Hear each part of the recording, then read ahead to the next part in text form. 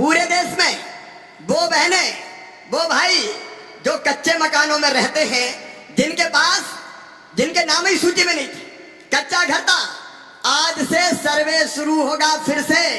2018 की सूची में भी जिनका नाम छूट गया था, अब फिर से जिनके कच्चे मकान हैं उनको पक्के मकान बनाने की सूची में नाम जोड़ा जाएगा। बोलो जोड़ना चाहिए कि नहीं? अरे जोर से बोलो, जोड़ना चाहिए कि नहीं? कृषि मंत्री शिवराज सिंह चौहान ने फिर से कई योजनाओं की बड़ी घोषणा कर दी है। जो भाई बहन आवास योजना में छूट गए हैं उनका फिर से सर्वे चालू कर दिया गया है। आगे सुनिए क्या कहा उन्होंने। तो 6 महीने के अंदर सर्वे पूरा कर लिया जाएगा और जो छूट गए हैं पक्के मकानों से उनका नाम भी पक्के मकान की सूची में मेरी बहनों आ जाएगा, ताकि कोई बहन वंचित ना रहे। कोई, तुम बैठे रहो, खड़ा तो मैं हूं ना भी, कोई बहन और भाई वंचित ना रहे। और केवल इतना नहीं, 4 चीजें इस पे हमने की है, वो मैं आपको बताना चाहता हूं कि सब दीदियों को लखपति दीदी बनाना है। बनाना कि नहीं? बहनों भाई तक बताओ, बनाना कि नहीं? कोई गरीब रहना चाहता है क्या? अरे लाडली बहना नहीं, लमोहन कह रहे थे अभी, लाडली बहना मध्य प्रदेश में तो बन गई, अब देश के हर राज्य में लाडली बहना बना रहे हैं। कोई राज्य नहीं बचेगा, मध्य प्रदेश ने सब राज्यों का बहनों का भला कर दिया। अब लाडली बहना तो चलेगी, मोहन जी भी चला रहे हैं, लेकिन लाडली बहना के साथ साथ अब लखपति दीदी बनाने का अभियान चलेगा। बताओ कोई गरीब रहना चाहते हैं क्या? बाद में कोई गरीब रहना चाहते हैं क्या? तो लखपति दीदी के लिए भी भारत सरकार निरंतर प्रधानमंत्री जी के नेतृत्व में काम कर रही है।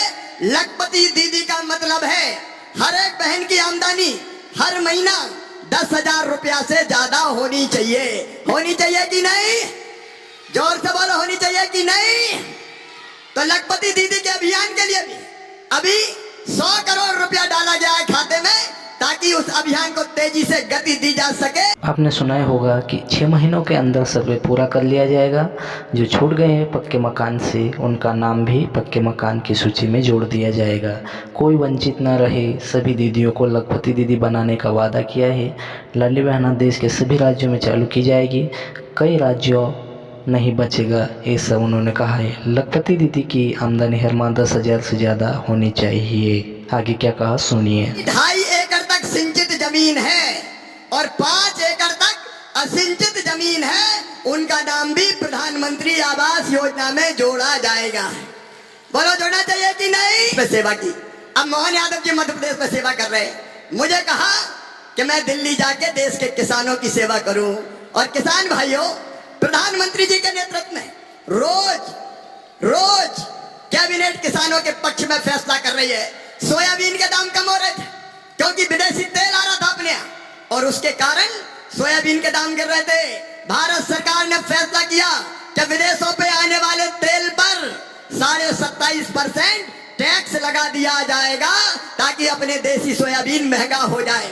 वो फैसला हो गया, और मैं आज मध्य प्रदेश की सरकार को, मोहन जी को, मुख्यमंत्री जी और उनकी टीम को बधाई देना चाहता हूं। सोयाबीन वालों चिंता मत करना, कांग्रेस ने कभी एक दाना नहीं खरीदा। खरीदा था क्या? ईमानदारी से बताओ, कांग्रेस कभी मूंग खरीदती थी क्या? सोयाबीन कभी खरीदती थी क्या? अब भारत सरकार ने अनुमोदन दे दिया है और मध्य प्रदेश में सोयाबीन मिनिमम सपोर्ट प्राइस पर खरीदा जाएगा। रजिस्ट्रेशन प्रारंभ कर दिया गया है। इसके पहले मध्य प्रदेश सरकार ने मूंग भी पूरी की पूरी खरीदने का काम किया है। और केवल इतना ही नहीं, बासमती धान रेट गिर रहे थे, अपने क्षेत्र में भी कई जगह होती है, क्योंकि उसके निर्यात पर एक मिनिमम एक्सपोर्ट प्राइस लगी थी, वो भी खत्म कर दी गई है। और चावल भी विदेशों में जाएगा ताकि धान के दाम और बढ़ जाए। प्रधानमंत्री जी का मैं अभिनंदन करता हूं। और किसान भाइयों, जब किसानों का भला करने वाली सरकार होती है तो किसान हितैषी फैसले किए जाते हैं। इस बार मसूर, उड़द, तुअर जितना पैदा होगा चिंता मत करना, पूरा का पूरा खरीदेंगे मिनिमम सपोर्ट प्राइस पर, ताकि किसानों को ठीक दाम उसके मिल जाए। एक नहीं, ऐसे अनेकों फैसले, 109 नई वैरायटी बीजों की हमने निकाली है जो कम समय में आ जाएगी और किसानों को ज्यादा उपज देने का काम करेगी। मेरे किसान भाइयों, कांग्रेस ने कभी किसानों की भलाई का नहीं सोचा और अभी रबी की फसल के लिए भी एमएसपी की घोषणा होने वाली है। तो आप चिंता मत करना, कांग्रेस की सरकार भी पैसा देगी और केंद्र सरकार भी पैसा देगी।